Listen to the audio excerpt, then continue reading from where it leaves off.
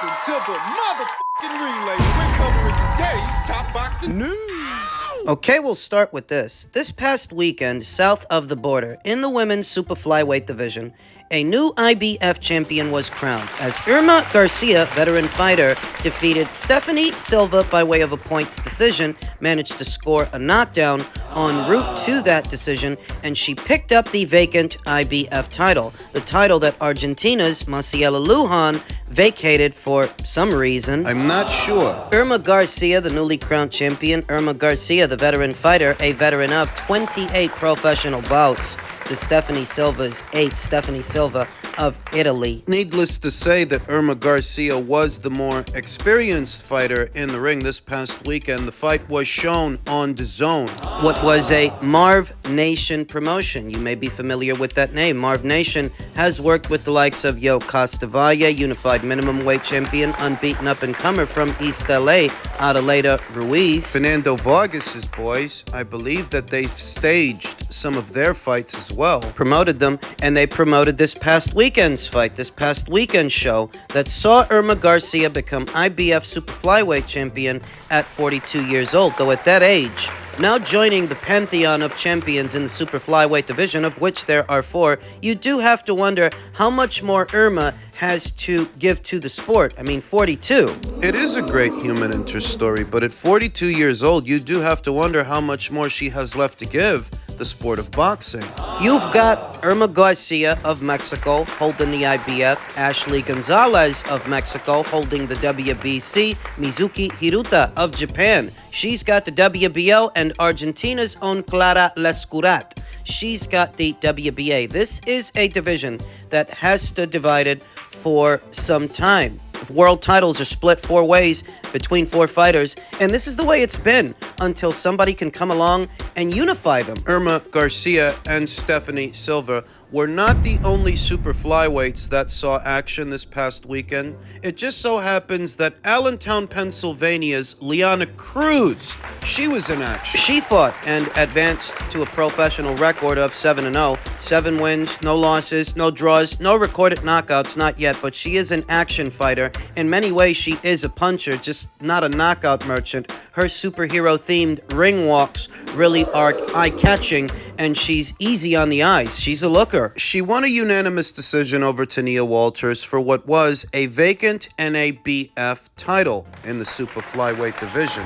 And if she keeps up this schedule, before you know it, she could be fighting for a world title real soon. She fought 4 times this year. She debuted as a professional in September of 2021, only boxed 2 times in 2022, but she had a much more productive year this year, having fought 4 times. And that's the kind of schedule you want to see for an unbeaten up-and-comer, especially one like Lyanna that doesn't actually have an amateur background. That's right. You look at her, and she looks like a more put-together and experienced boxer than she actually is. But she's not some amateur standout. She's not an Olympian. She has to learn on the job, which is why her having fought 4 times this year, it's beneficial, because in many ways, she's learning on the job. I think about Irma Garcia becoming IBF champion at 42 years old. I think about the pantheon of champions that she now joins, of which there are 4. And then I think about a young, bright up-and-comer like Lyanna Cruz, who has boundless possibilities. Even though she's not some amateur standout, she's a natural. And she could give this division the shot in the arm that it needs, because super flyweight, it's nowhere near as talked about as bantamweight, as super bantamweight, featherweight, those divisions. There's plenty of champions to go around at super flyweight, but they don't have the personality, the charisma of Lyanna Cruz. But a youth. She's in her mid-20s. These champions, they are some years older than Lyanna. So here's hoping that Lyanna Cruz can be the bright young star that breathes life, new life, into the women's super flyweight division. Congratulations to her. In men's welterweight news, Jaron Ennis has said he may defend his IBF welterweight title versus Mario Barrios next, but insisted Terrence Crawford is still his target. It's not the way we wanted to get the belt. You'd rather take the belt from somebody. It was out of my hands, and I beg to differ. I do. I disagree. I think this whole time it was Team Ennis's intention to pick up a vacant title. They'd been fighting in IBF eliminators for over a year, and last I checked, Terence Crawford only recently became IBF champion. Most of that, Errol was IBF champion. In my previous video, we talked about how Jaron Ennis inadvertently spilt the tea on the Stamina for Sale podcast, admitting earlier this year that they were contacted by Black Prime to do a fight between Terence and Jaron Ennis. And they were more focused on their relationship with Showtime than fighting Terence Crawford. Bear in mind, Jaron Ennis is a network and promotional free agent.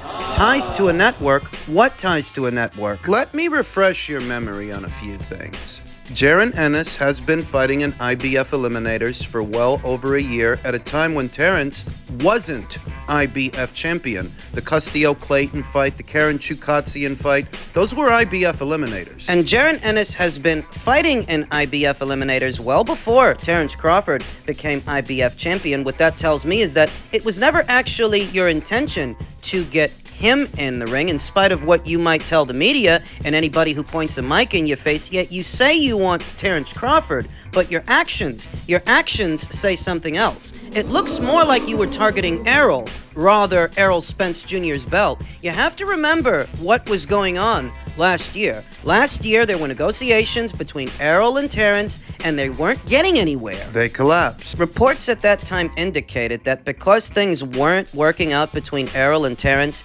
Errol would instead face Keith Thurman at junior middleweight. It was widely perceived that Errol would be leaving the welterweight division and vacating the 3 titles he held, the IBF title among them. A lot of people like to remove common sense from the conversation because common sense dictates. Jaron Ennis couldn't have possibly thought he'd get Errol in the ring. No, Terence can't get Errol in the ring, so what luck are you gonna have getting him in the ring? It wasn't really Errol he was after, it was his belt, because he felt that Errol was on the eve of vacating it. Even though he wasn't a Heyman fighter, he wasn't one of Heyman's boys, he was in cahoots with Showtime, and he was probably privy to their plan to have Errol face Keith Thurman at junior middleweight. So he's fighting in IBF eliminators, not because he thinks he can get Errol in the ring, but because he thinks he can pick up his belt after he vacates it. All the while, him and his father are doing interviews talking about how they want to fight Crawford. They want Terence Crawford, but you're fighting in eliminators for a belt he doesn't even have. He didn't have the IBF title. And as recent as December of last year, Jaron Ennis was ranked at number 2 by way of the WBO, ranked only behind Virgil Ortiz, who by that time made it clear he's not going the WBO route. He's going the WBA route. He wants to fight a Montestanionis for his WBA regular title. He's not after Terence Crawford, but neither was Jaron Boots Ennis, because if he was, well, he would have stayed the course. He was the next man in line. If what he really wanted was a Crawford fight, that was his chance to get it. To make matters worse, Jaron Ennis admitted that they were contacted by Black Prime. He admitted that earlier this year, in February, that the people at Black Prime wanted to do a fight between him and Terence. This was before the Spence fight got made. So you had your opportunity to challenge Terence Crawford in a big fight, what would have been a bigger fight than any fight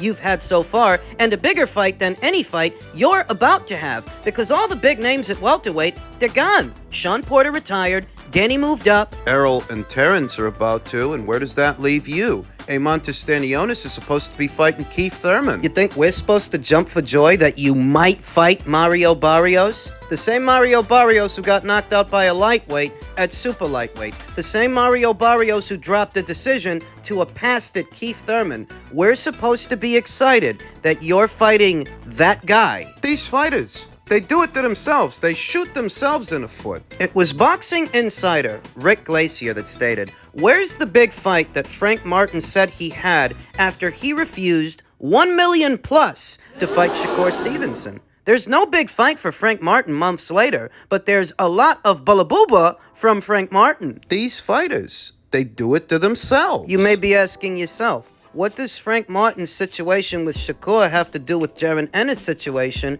with Terence Crawford? Well, Jaron Ennis, like Frank Martin, had the opportunity to fight in a big fight, and he negotiated his own ass out of that big fight. And to do what? What you saw in Frank Martin is what you see in Jaron Ennis in the sense that you guys are negotiating like you're in any position to negotiate, as if you're in any position to haggle when you're not. You were very fortunate that the people at Black Prime contacted you about a Crawford fight because that's the fight that you said you wanted. You're a free agent. You should be able to go wherever you need to go for the big fights. And that was a big fight. But for pledging fealty to Showtime and worrying about staying loyal to Showtime, who you're not even signed to, now look, Showtime is out of boxing this year. And you ain't got a big fight. You ain't lined up for one, and there ain't one on the horizon. You say that, well, at least he got the IBF title out of it, but Terrence was never going to stay at welterweight anyway. And even if he did, he's all tied up with Errol. Errol's rematch clause. They still had to sort that out. And the bottom line is, if what you really wanted was a big fight, a Crawford fight, then you would have taken Black Prime up on their offer and stopped worrying about a network you're not even signed to. You needed a big fight more than you needed a vacant title. And don't give me the bit about him targeting Errol's belt, because he couldn't have thought he was going to get Errol. What he thought is that Errol was about to leave the division and vacate his belts, and what he wanted was a vacant title. He didn't want a big fight with a champion. What he wanted was an easy belt, a vacant title, and now he's got it. But now what? And so many who are now rushing to Jaron Ennis's defense, asking, why the hate? Why are people coming down on him? Calling a spade is not hate. Telling the truth, telling it like it is, that's not hate, that's reality. And what it really is that the American populace gets so swept up in the hype of any fresh new face, any fresh young fighter. Anyone defending this guy is already enamored with him, and for having done what? Pouncing on fighters that he's supposed to be able to beat. What, Sergey Lipinets from 140, and over the hill, Thomas Dulorme. How much time did Team Ennis spend dragging Terrence Crawford's name in the mud, accusing him of avoiding them, all the while behind the scenes? Black Prime tried to do the fight for you guys. They tried to make it happen, and you were more focused on staying loyal to a network you're not even signed to, a network that isn't even going to do boxing anymore after this year. Well, congratulations. Just don't tell me that what you wanted was a Crawford fight. If you wanted a Crawford fight, you would have did things a lot more differently. I'm not drinking the Kool-Aid when it comes to Jaron Ennis, even if you guys are. You got your vacant title, you got your email belt, congratulations. Now you can go defend it against Mario fucking Barrios and see who gives a damn. See who gives a rat's furry fucking ass that you're fighting that guy. And finally, in reference to the big Saudi show set to go down later on this year, the one that's supposed to feature both Anthony Joshua and Deontay Wilder in separate bouts, several others, a lot of fingers in this pie. The PBC's Frankie Sanchez is supposed to be fighting Junior Fa. Arslanbek Makhmudov of Top Rank, he's supposed to be making an appearance on the show. Two of Frank Warren's boys are supposed to be on the show. Daniel Dubois is rumored to be facing Jarrell Miller. His unbeaten up-and-comer, Moses Ituama, he's supposed to be fighting on the card. When you have that many fingers in the pie, the question is, who's going to be distributing the show? Who's going to be distributing this pay-per-view in the United Kingdom and in the United States? Because it's starting to look more and more like a Matchroom show. It's starting to look more and more like a Matchroom and DAZN promotion. You will notice that Anthony Joshua's the headliner. His fight is the main event, and on the undercard, you have at least two of Matchroom's champions. Their WBA light heavyweight champion, Dmitry Bivol, their Ring Magazine and IBF cruiserweight champion, Jai Opataya. Now, he is rumored to be making an appearance on the show, on top of Philippe Hrgovic, another Matchroom fighter. After Tyson Fury's monumental flop, after he bombed at the box office opposite the ring, Francis Ngannou embarrassed himself, everybody, and the sport of boxing jointly. It seems fitting that the people in Saudi decided to deal with a top earner, a real draw, and not a manufactured one like Tyson Fury, that Anthony Joshua, whether you like him or not, he's one of the top draws in the sport. He's one of only two boxers on the Forbes list, and he's not there for no reason. So it seems fitting that after Tyson Fury loses those people all that fucking money, that fortune they spent just to put that whole thing together, they're turning to Anthony to get them some money back. Contrary to what some people would have you believe about Anthony, about his drawing power, People who don't know the ball from the bounce. People who don't really know shit about boxing. If Anthony's the one whose marquee value is waning, then why is he the one on this year's Forbes list, and why is Tyson Fury still trying to get there?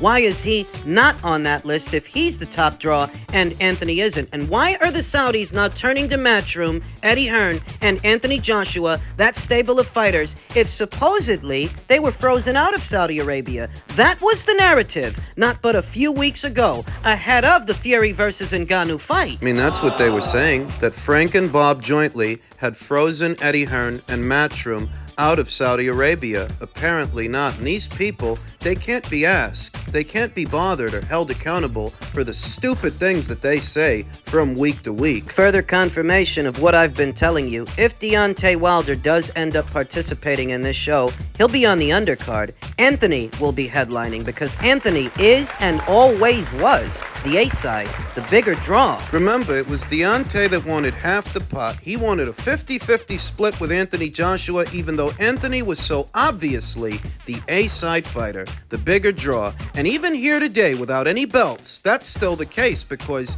he's headlining and Wilder's on the undercard. As more news pours in, it's looking more and more like a Matchroom show, which kind of answers my questions about logistics. Who would distribute this pay-per-view in the UK? Who would distribute this pay-per-view in the US? Since it involves fighters from the PBC and fighters from Queensbury, the way the card is starting to shape up, it's looking more and more like a Matchroom show, which could mean that DAZN will distribute the pay-per-view. Yeah, maybe Daniel's fighting on it, Daniel Dubois, and maybe Moses Ituama's fighting on it, two of Frank Warren's boys, but they're not headlining. Anthony Joshua's headlining.